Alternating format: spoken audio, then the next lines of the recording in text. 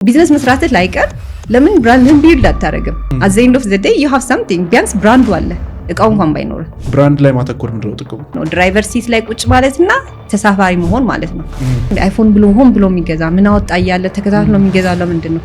ብራንድ ስለሆነ ስለሚያውቁት አይደል? ተረጋግተሽ እንድትሄጂና ስራውን እንድታስቀጥ የሚያደርግሽ ኢነርጂ ምንድነው? ለምንድን ነው የምትጀምረው የሚለው ስትሮንግ የሆነ ዋይ ካለ ቢዝነስ ጀምር ትቀጥላለህ። ፕሮፊት ቢሆን ኖሮ ፐርፐዚ አቆም ነበር እስካሁን።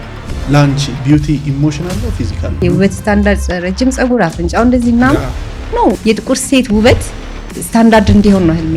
ምን ይታይሻል አሁን ላይ ከዚህኛው ከቢዩቲው ኢንዱስትሪ ውጪ? ማይ ጋድ በተለይ ማይጣሱ ባውንደሪዎች የቢዝነስ ባውንደሪዎች አሉሽ? አምን ዊስ እኮ በቃ ኢስ ኦን ዊል ማለት እኔ ከተመቸኝ እለቃለሁ፣ ካልተመቸኝ አባረራለሁ። ዳስ ሃው ኢት ወርክስ። እዚህ ማባረር አይቻልም የሚባል ነገር አለውላ። ማንም ሰው እንዲህ ነው ይዘህ የምትቀጥለው ማለት ሪዲክለስ። ቢዝነስ ላይ አፕ ኤንድ ዳውኖች አሉ። በቃ ለማቆም ጫፍ የደረስሽበት አጋጣሚዎች ነበሩ? ኢቭን ለመሸጥም ፍላጎት አሳይቼ ነበረ። ከሰራህ ታችም ሆነ ወደ ላይ እንደምትመለስ ታውቃለህ። ጌም ነው። እኔ አድቬንቸር ነው የሚመስለው። ሪል የሆነውን መልክ እንዴት ነው ማወቅ የሚቻለው? ጥሩ ጥያቄ ነው።